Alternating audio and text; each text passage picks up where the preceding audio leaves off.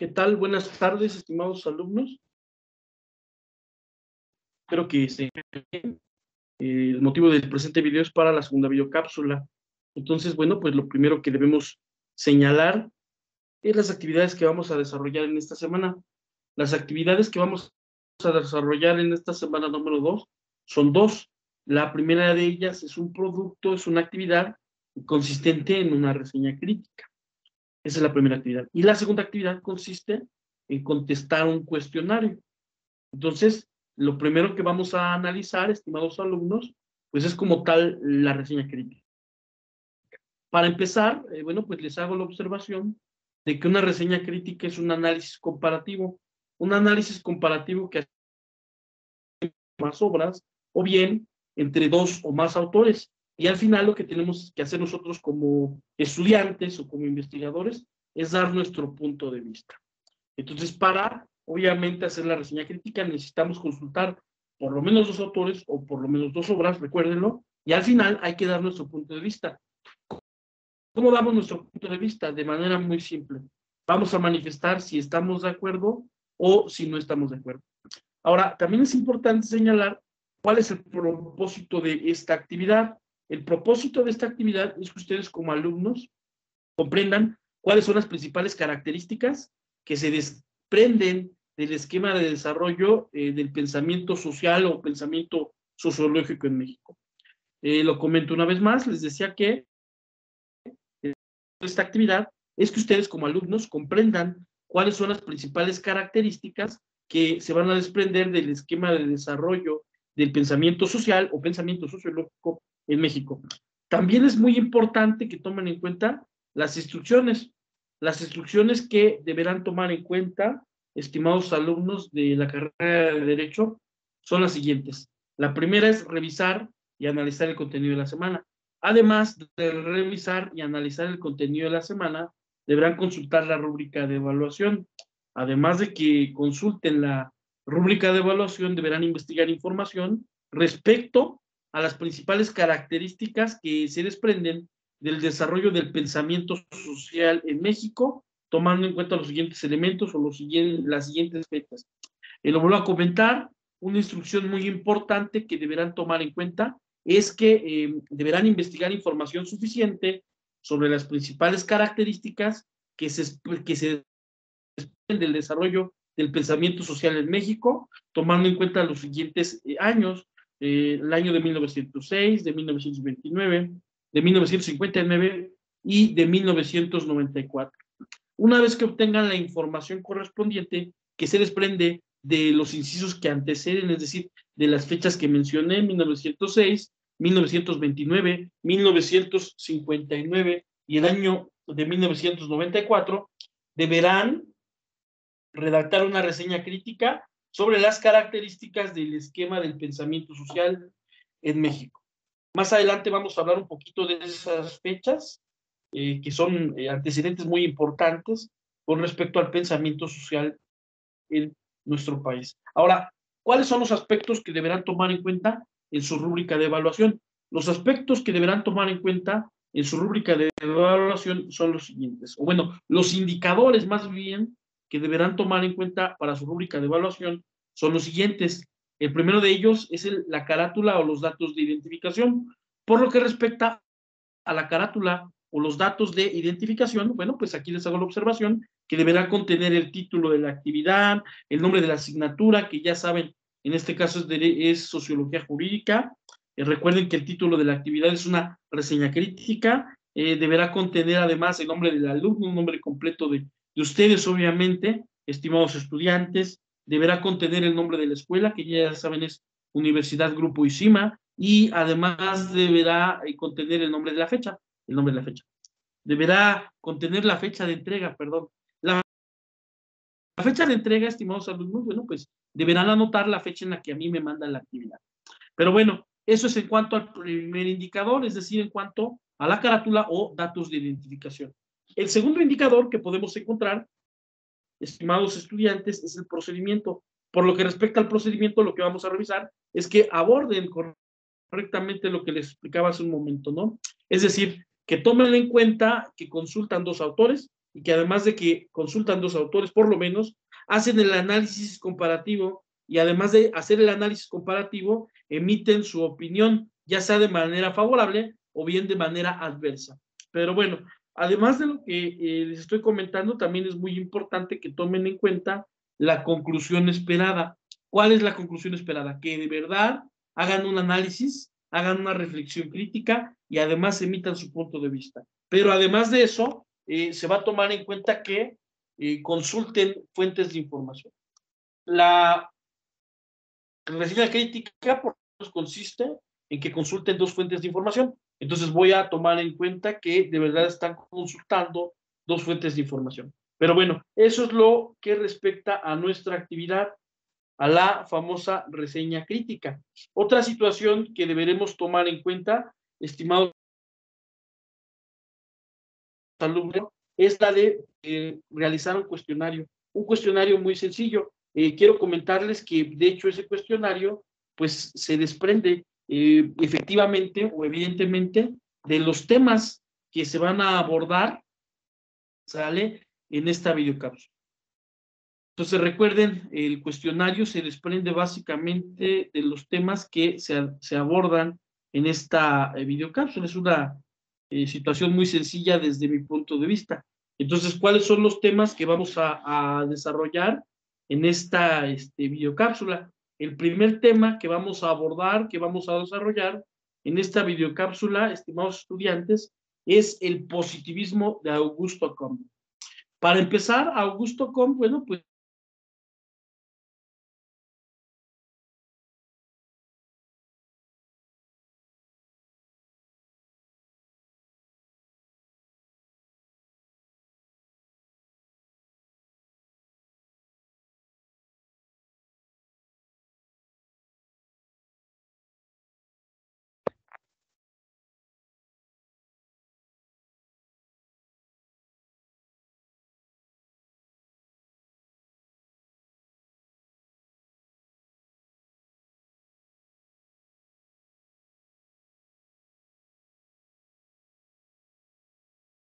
les pido una disculpa por la falla.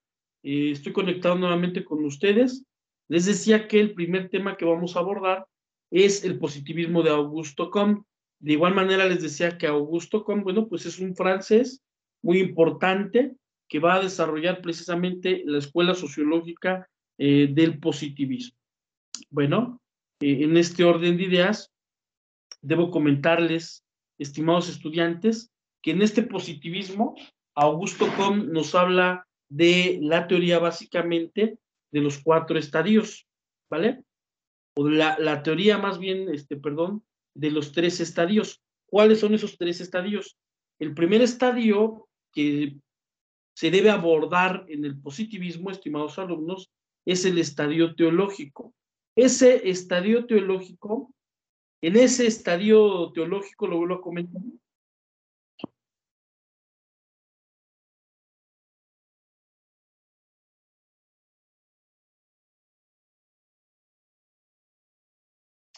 les pido una disculpa, estaba fallando un poquito mi internet, pero bueno, aquí estamos. Les decía que el primer estadio del cual vamos a hablar es el estadio teológico. En este estadio teológico, les hago la observación que se refiere básicamente a la religión. Es importante comentarles, estimados estudiantes, que en el principio de la humanidad, pues el ser humano tenía mucho miedo. El ser humano veía los fenómenos naturales y tenía mucho miedo. Por ejemplo, ahorita, pues yo estoy viendo la lluvia, el ser humano primitivo obviamente que se espantaba, veía fenómenos naturales como terremotos, como huracanes y se espantaba demasiado. Entonces, ¿cómo explicaba el ser humano primitivo ese tipo de fenómenos? El ser humano primitivo explicaba ese tipo de fenómenos a través de la religión, ¿vale? Ese es el primer estadio. Entonces, consiste básicamente ese primer estadio teológico en explicar todos los fenómenos a través de la religión, explicar todo lo que ocurría con Dios, ¿no? O con los dioses.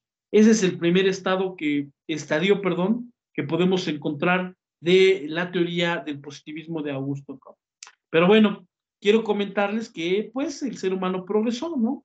El conocimiento también progresó y después de ese estadio vamos a encontrar otro estadio. El segundo estadio le vamos a llamar estadio metafísico. A través de ese estadio metafísico, estimados estudiantes, bueno, pues quiero comentarles que ya el ser humano no va a usar la religión para explicar los fenómenos, para explicar qué es lo que ocurre. En este caso, en cuanto al estadio metafísico, lo que va a hacer el ser humano es explicar los fenómenos, es explicar todo lo que acontece a su alrededor a través de la filosofía.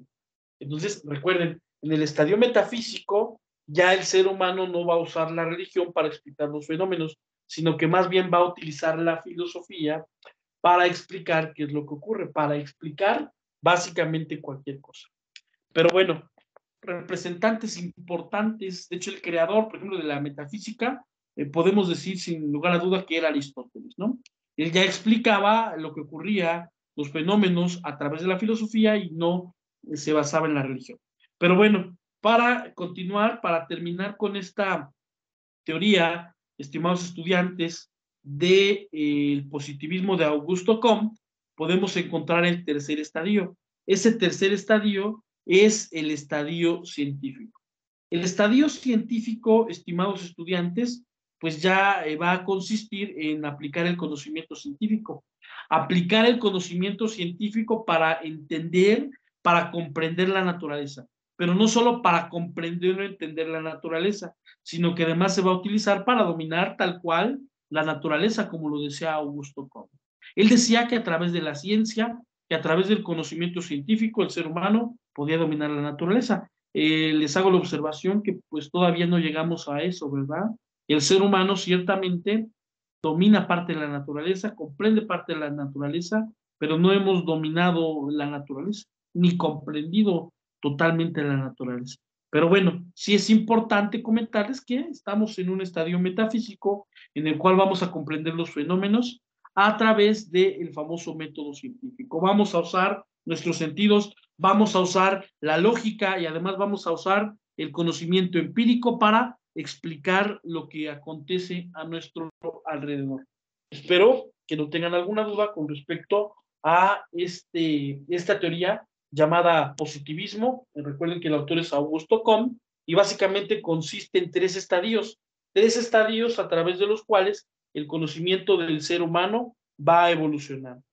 Pero bueno, si no hay duda, recuerden, nuevamente les comento, pues que podemos encontrar básicamente tres estadios. Primer estadio, estadio teológico, que básicamente se refiere a la religión. Segundo estadio, estadio metafísico o metafísica, que básicamente se refiere a la filosofía. Y el tercer estadio es el estadio científico, que se refiere básicamente al conocimiento científico. Ahora, otro aspecto que debemos abordar, estimados alumnos de la carrera de Derecho, son las tendencias sociológicas contemporáneas. Bueno, recordando nuestras clases de historia, perdón, recuerden que cuando hablamos de una época contemporánea, hablamos de una época actual. Y si hacemos alusión o hacemos mención de las épocas de la historia, seguimos viviendo esa época contemporánea. La época contemporánea, recuerden que va a empezar con un parteaguas mundial, con algo muy importante que es la Revolución Francesa de 1789. ¿Por qué digo que es un parteaguas mundial? Porque es un nuevo nacimiento de la humanidad, es un despertar de la humanidad. Pero bueno, esa época contemporánea, recuerden que comienza a partir de 1789. Y bueno, de acuerdo al material que podemos encontrar en plataforma, el primer pensador contemporáneo en cuanto a la sociología es Carlos Marx, el alemán Carlos Marx. Nos toca hablar un poquito de este Carlos Marx. ¿Sale? Recuérdenlo, ya estamos hablando del pensamiento sociológico en la época contemporánea, ya les expliqué un poquito de cuándo comienza la época contemporánea y lo que ahora nos toca analizar es a esos pensadores. El primer pensador que debemos analizar, recuerden que es Carlos Marx, y bueno, este Carlos Marx era alemán. Carlos Marx le tocó pues una época política importante, ¿sale? Y a él le tocó pues participar activamente en la política y durante esa vida activa en la política, él creó una obra, él escribió una obra, un libro, ¿sale? Al cual le podemos llamar Manifiesto del Partido Comunista. Y con eso, bueno, pues puedo comentarles que el pensamiento de Carlos Marx está enfocado hacia el comunismo, ¿vale? En el comunismo, estimados estudiantes, les puedo comentar en este momento que básicamente no hay clases sociales, que básicamente no hay un capitalismo como el que hoy en día tenemos, sino que se supone que todos los seres humanos son iguales, ¿sale? Y obviamente ninguno debe tener más riqueza que otro, sino que deben tener básicamente lo mismo. No debe haber una desigualdad supuestamente. Pero bueno, quiero comentarles otra situación muy importante, y es que hay otra obra, hay una corriente más bien, una corriente sociológica de pensamiento que va a desarrollar este Carlos Marx. ¿Cómo se llama esa corriente sociológica de pensamiento que va a desarrollar Carlos Marx? A esa corriente le vamos a llamar materialismo, estimados estudiantes, el materialismo histórico. ¿A qué se refiere ese materialismo histórico? Se refiere a la evolución, ¿vale? En cuanto a los factores del equilibrio social, ¿vale? Recuérdenlo, cuando hablamos de materialismo histórico, nos referimos a la evolución con respecto al equilibrio de la sociedad o al equilibrio social. ¿Cuál es el equilibrio de la sociedad? Es algo que no les he comentado, pero que les comento en este momento. Cuando hablamos del equilibrio de la sociedad, estimados estudiantes, nos referimos a los factores de producción. ¿Cuáles son esos factores de producción que van a lograr el equilibrio social? El primero de ellos es el capital. Y el capital se refiere al dinero que invierten los patrones. El segundo factor, y yo considero que todavía es más importante, es la mano de obra. La mano de obra que obviamente ponemos, ¿sale? Nosotros los trabajadores. Pero bueno, esta evolución histórica empieza con un periodo esclavista, ¿sale? Este periodo esclavista, estimados estudiantes, pues realmente si ustedes, perdón, cometí un error, vamos a comenzar con la comunidad primitiva. Antes del esclavismo, recuerden que hay una comunidad primitiva. Esta comunidad primitiva, ¿qué actividades económicas tenía? Esta comunidad primitiva, si ustedes lo analizan, realmente era nómada. Se establecían en hordas, como lo comentábamos en la clase pasada. No sé si lo recuerden. Pero bueno, eran nómadas que se trasladaban de un lugar a otro, y sus actividades económicas principales era la recolección de frutos, y además de la recolección de frutos, la cacería. En esta comunidad primitiva básicamente se establecían algunos roles para los hombres y algunos roles también para las mujeres. Pero bueno, recuerden que era una sociedad nómada que se trasladaba de un lugar a otro y que además se dedicaban a actividades económicas como es la caza, como es la pesca e incluso la recolección de frutos. Pero bueno, después de esta comunidad primitiva vamos a encontrar un sistema esclavista. Este sistema esclavista nosotros lo podemos ubicar básicamente durante la Edad Antigua. En la Edad Antigua era muy común que básicamente todas las culturas manejaran este sistema esclavista. Era la clase social, de hecho, más baja. En Roma, por ejemplo, eran considerados más importantes algunos animales, como los caballos, que el propio ser humano que era esclavo. Pero bueno, ¿cómo es que el esclavo contribuía a la economía? Contribuía básicamente a la sociedad a través de su fuerza de trabajo. Desempeñaba un papel muy importante. De hecho, quiero comentarles que el Imperio Romano, que era un país que esclavizaba a básicamente todos los territorios que conquistaba, era una base en la economía muy importante porque traficaban con los esclavos los soldados, y además de eso ayudaban a muchas actividades importantes para el imperio. Pero bueno, podemos encontrar el esclavismo en, lo vuelvo a repetir, básicamente todas las civilizaciones de la antigüedad. Ahora, ¿cómo se podía llegar a ese estado de esclavo? Bueno, pues podía ser ya que a través de la comisión de un delito, podría ser incluso a través de deudas, en algunas civilizaciones podría ser incluso a través de apuestas, aunque no lo crean, estimados alumnos, había varias formas de adquirir el estado de esclavitud. Incluso en culturas como la romana, lamentablemente los hijos de los esclavos nacían siendo esclavos. Pero bueno, vamos a continuar. Además de ese régimen llamado esclavismo, hay otro régimen llamado feudalismo. En el feudalismo, estimados estudiantes, recuerden que había un señor feudal muy poderoso que tenía tierras y las personas que vivían en esas tierras básicamente eran de su propiedad. El señor feudal podía decidir qué hacer con esas personas. Por cierto, les hago la observación que las personas que le servían al señor feudal eran llamadas por ciertos siervos. Entonces, el señor feudal, a cambio de la protección que le daba con sus caballeros a esos siervos, podía disponer básicamente de todo, de su vida. Incluso quiero comentarles que había una práctica que tenían los señores feudales que consistía en que si una muchacha se quería casar, por ejemplo, si una muchacha quería tener matrimonio con otra persona, debía pasar la primera noche con el señor feudal, para que se den cuenta lo exagerado que tenía el poder el señor feudal. Había señores feudales tan poderosos que rivalizaban con los reyes. Pero bueno, este feudalismo lo podemos ubicar básicamente en la Edad Media y también lo podemos ubicar un poco en la Edad Moderna. Además del feudalismo, podemos encontrar otro sistema que es el capitalismo, estimados alumnos. El capitalismo básicamente va a surgir en la Edad Moderna, en el Renacimiento. ¿Cómo va a surgir el capitalismo? Resulta que las personas, o algunas personas más bien, van a empezar a ganar mucho dinero, van a empezar a generar muchos recursos económicos. Aquí es donde va a aparecer una nueva clase social. Esta nueva clase social que va a generar muchos recursos económicos, estimados alumnos, le vamos a conocer como la burguesía, le vamos a conocer como los burgueses. Esta burguesía, estos burgueses se hicieron ricos con varias actividades económicas, pero principalmente con el comercio. Entonces, estos burgueses empezaron a rivalizar con clases sociales que habían detentado el poder en el pasado, ¿no? Empezaron a rivalizar con los nobles, ¿vale? Porque pues el dinero incluso pues es más importante a veces que la propia nobleza, ¿no? En esa época no, pero poco a poco los burgueses empezaron a tomar poder. Un ejemplo de los burgueses, alguna actividad importante que realizaban los burgueses es que eran mecenas o eran mecenas. ¿Qué son los mecenas?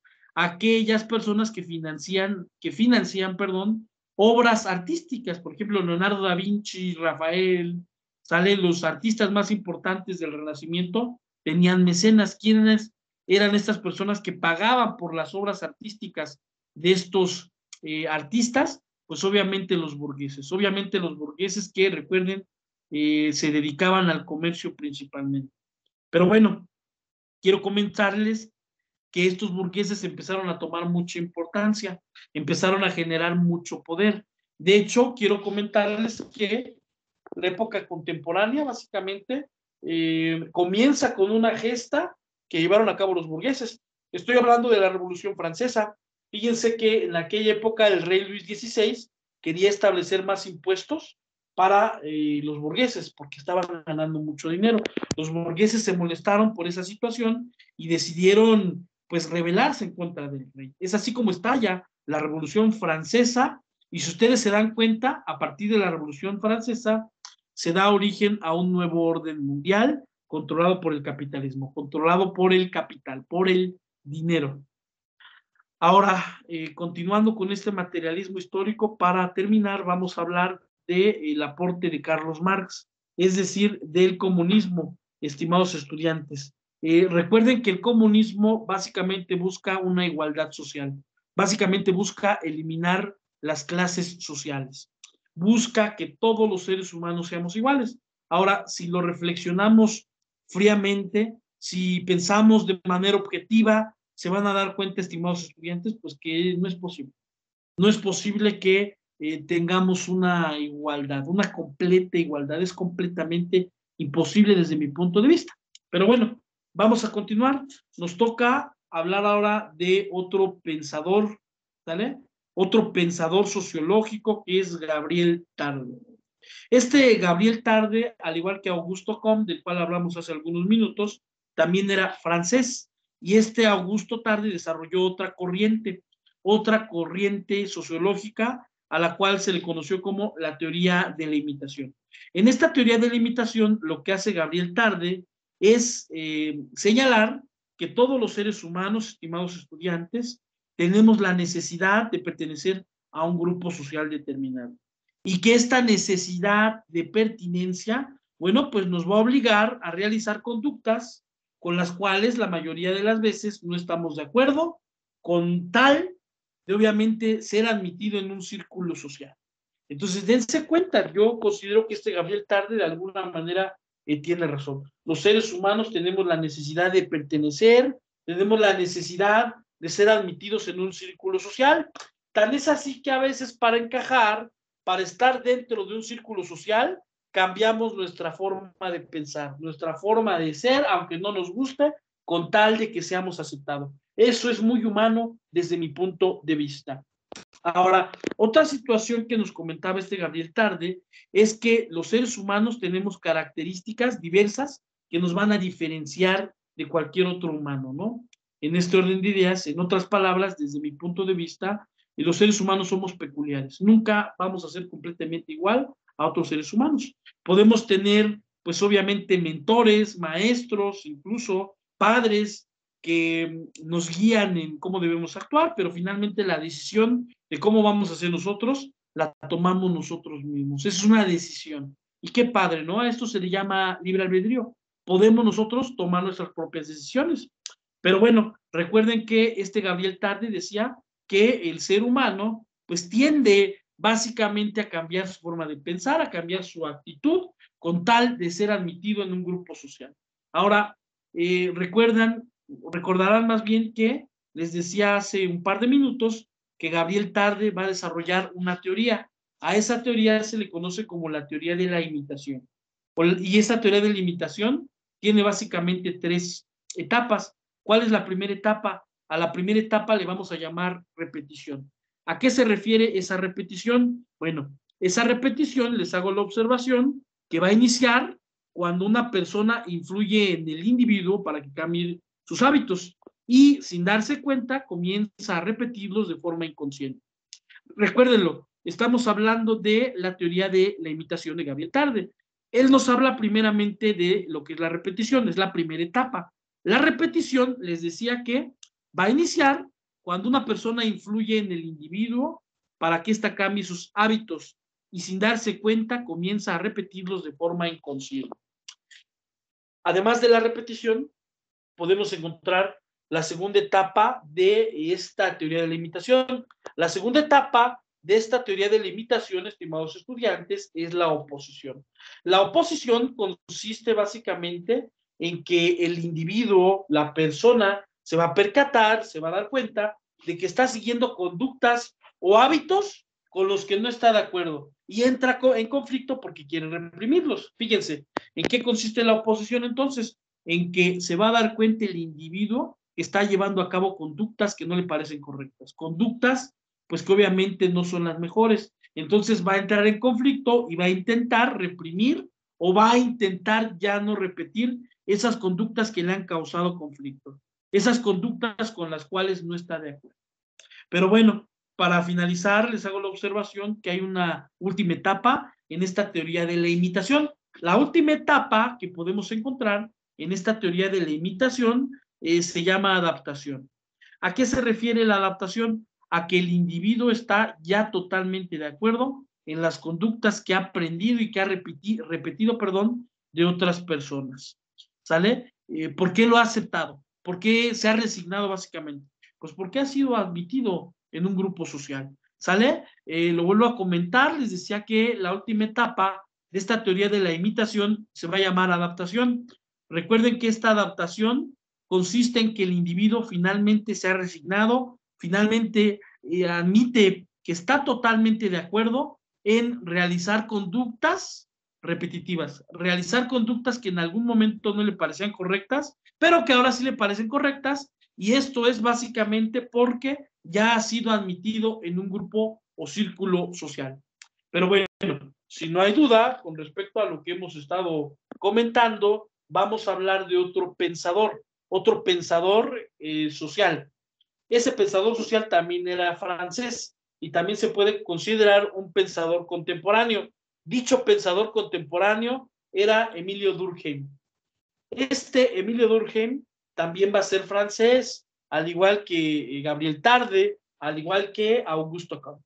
Él va a ser fundador de otra corriente sociológica. La corriente sociológica que va a desarrollar Emilio Durkheim se le va a conocer como la teoría estructural funcionalista.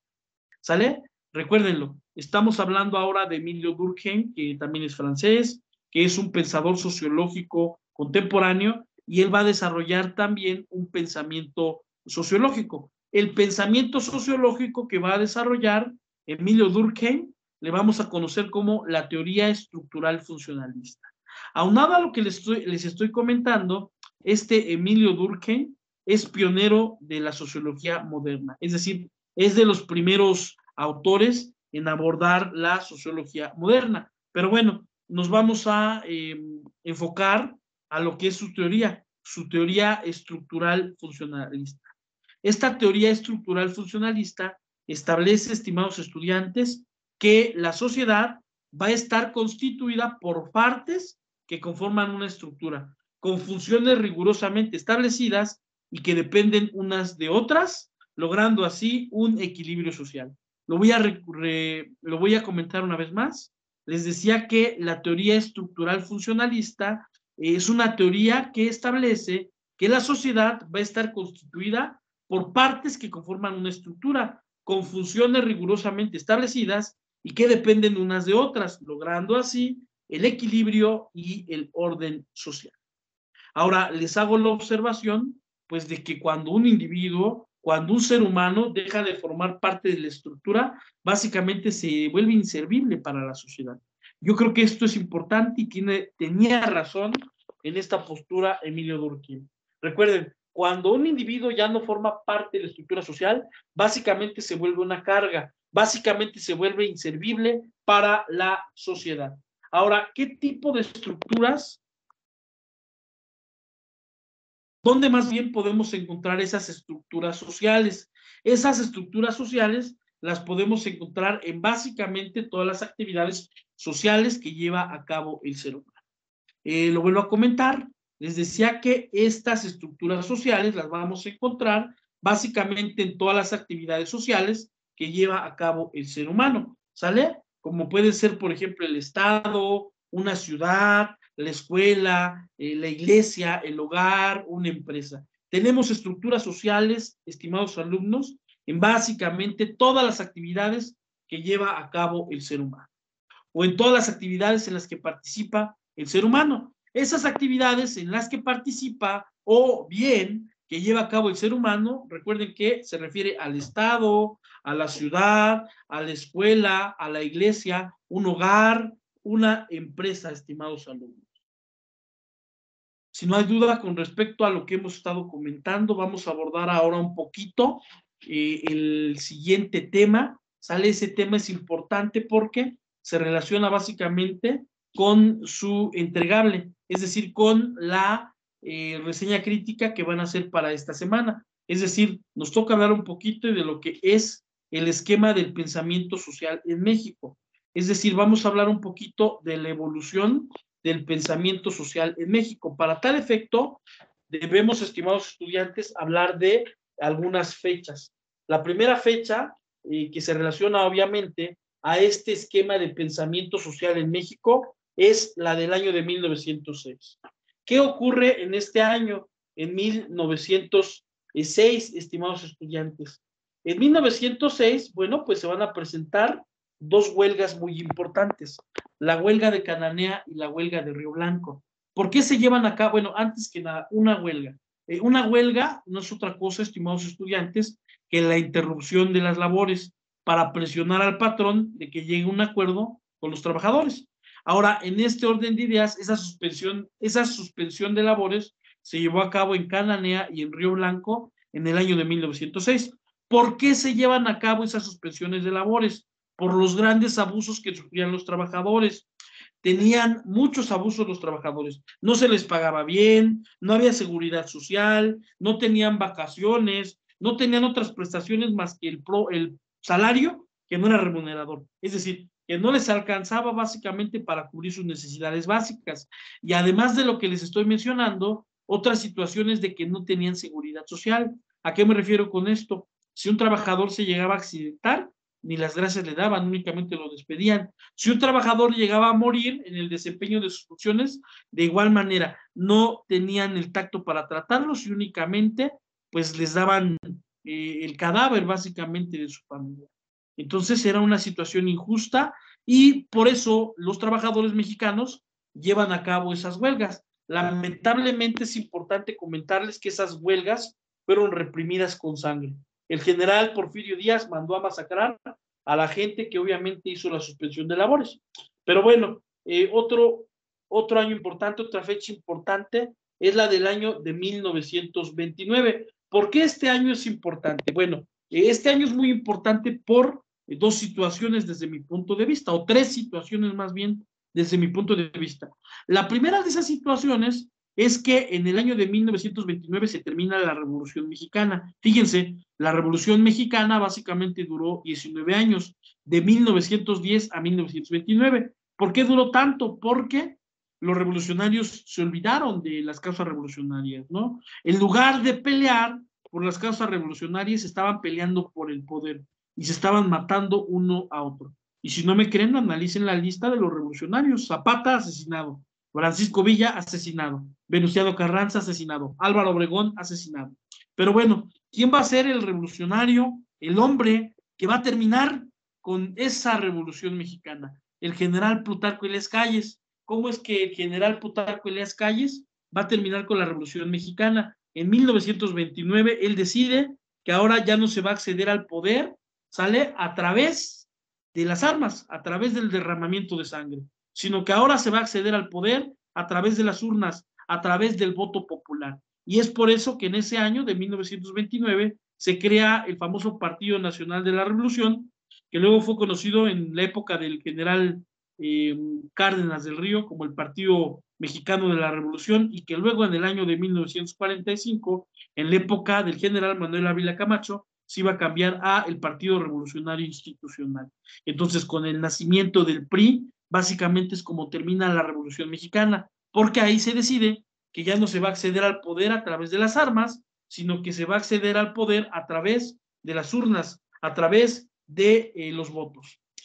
Aunado a esto, estimados estudiantes, quiero comentarles que en ese año de 1929 es también cuando se van a crear las instituciones. Se empiezan a crear las instituciones que incluso siguen existiendo el día de hoy, como el Banco de México, por ejemplo, como la Secretaría de Hacienda y Crédito Público, entre otras instituciones.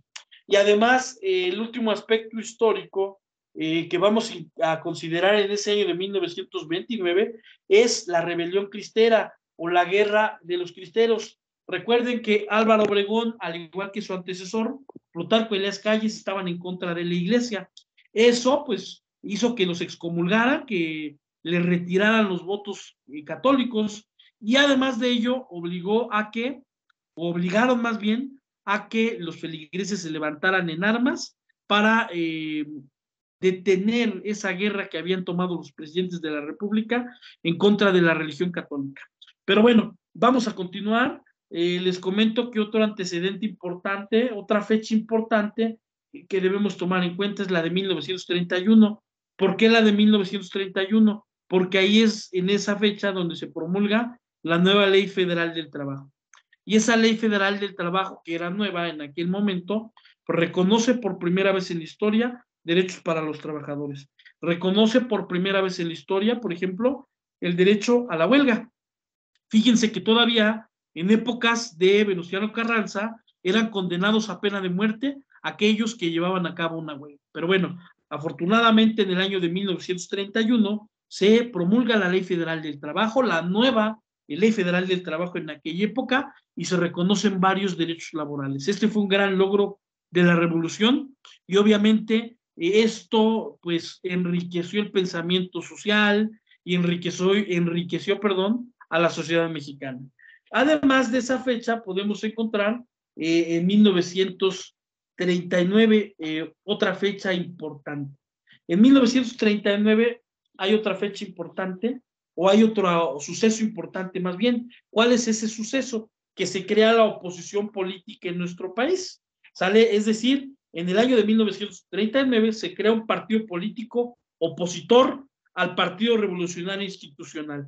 Ese partido político que se crea en el año de 1939 es un partido político que sigue existiendo hoy en día y que de alguna manera era oposición para el PRI. porque hoy en día son aliados, no se nos olvide eso. Me estoy refiriendo al Partido Acción Nacional. En ese año, 1939, aparece como un frente político de oposición al Partido Revolucionario Institucional. Pero la verdad es que este partido realmente tomó poder hasta los años 90, cuando empezaron a ganar gobernaturas de los estados, y efectivamente en el año 2000 y el año 2006 ganaron la presidencia de la República. Pero bueno, es importante comentarles, estimados estudiantes, de otra fecha importante, que es 1946.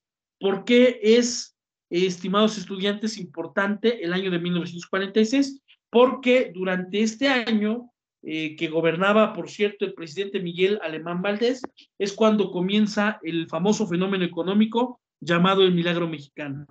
En este fenómeno económico llamado el Milagro Mexicano, bueno, pues les comento que se le llamaba así porque fue una cuestión económica que era difícil de creer para nuestro país. Recuerden que en ese año, 1946, básicamente terminaba la Segunda Guerra Mundial, ¿vale? Y este término de la Segunda Guerra Mundial implicaba que nuestro país iba a dejar de exportar materia prima para los Estados Unidos.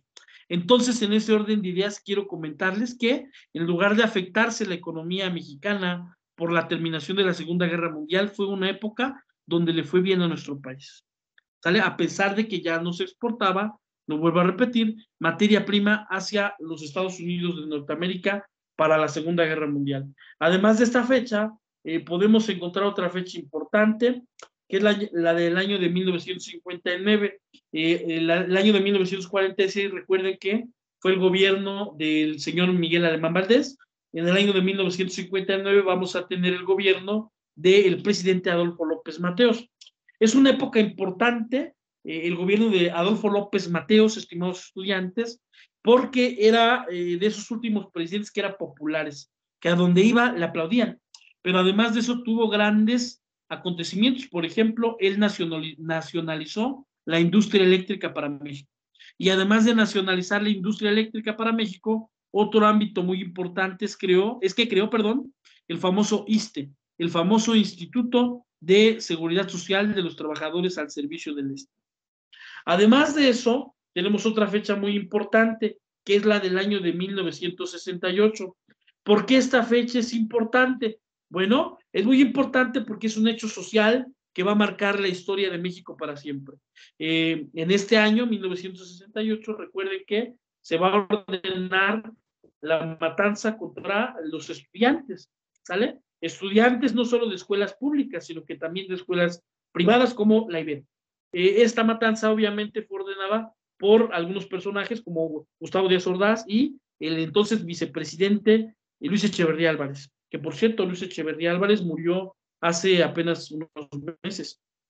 Pero bueno, este suceso histórico marca a nuestro país de una manera muy importante. ¿Por qué? Bueno, pues porque a partir de esa época se reconoce la autonomía de las universidades y además de que se va a reconocer la autonomía de las universidades, en aquella época, bueno, pues se va a reconocer la ciudadanía de los mexicanos y de las mexicanas a partir de los 18 años de edad.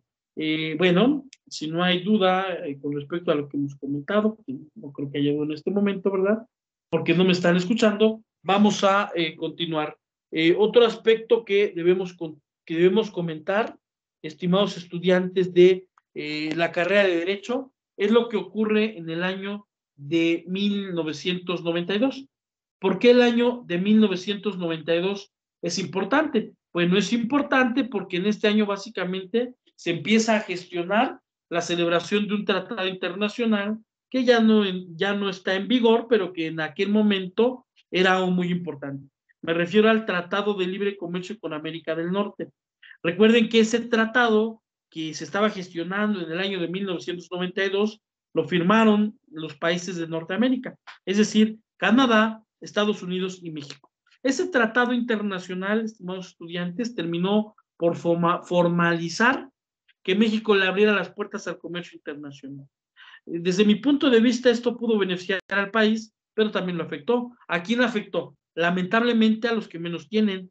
No iban a poder competir los pequeños empresarios con los grandes empresarios. Por ejemplo, los productores de maíz no iban a poder competir contra las grandes compañías estadounidenses. Pero bueno, Vamos a continuar y además del año de 1992, otra fecha muy importante que encontramos en cuanto a los movimientos sociales en nuestro país es en el año de 1994.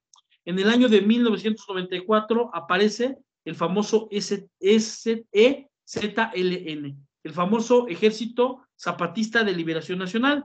¿Qué es lo que querían ellos? Que se reconocieran derechos a los indígenas. Y bueno, esto ocurre en 1994 durante el gobierno de Carlos Salinas de Gortari, y quiero comentarles que de alguna manera funciona la lucha de los zapatistas, funciona la lucha del Ejército Zapatista de Liberación Nacional.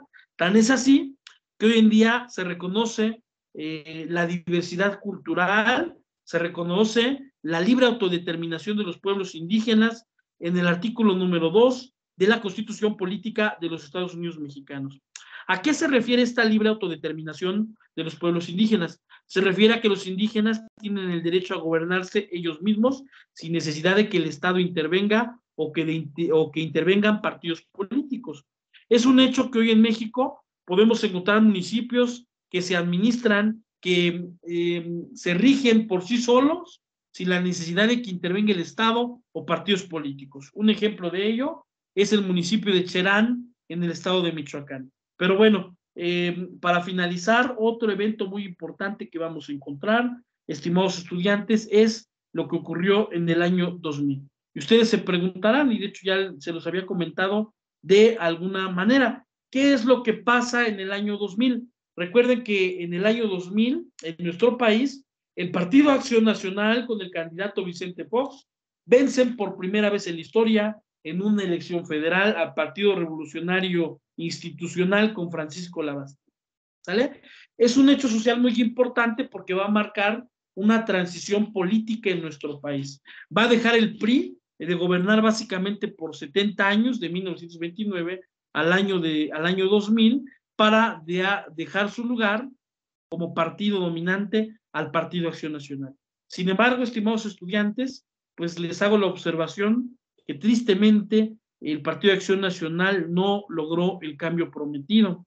Vale, de hecho, en dos administraciones, en la de 2000 a 2006 de Vicente Fox y de 2006 a 2012 con Felipe Calderón, pues no hubo una verdadera transición política desde mi punto de vista, aunque sí es un hecho social muy importante porque se va a dar cuenta la ciudadanía, pues que el Partido Revolucionario Institucional no era el único que podía gobernar. Dejamos un unipartidismo para pasar a un bipartidismo en aquella época, en el año 2000.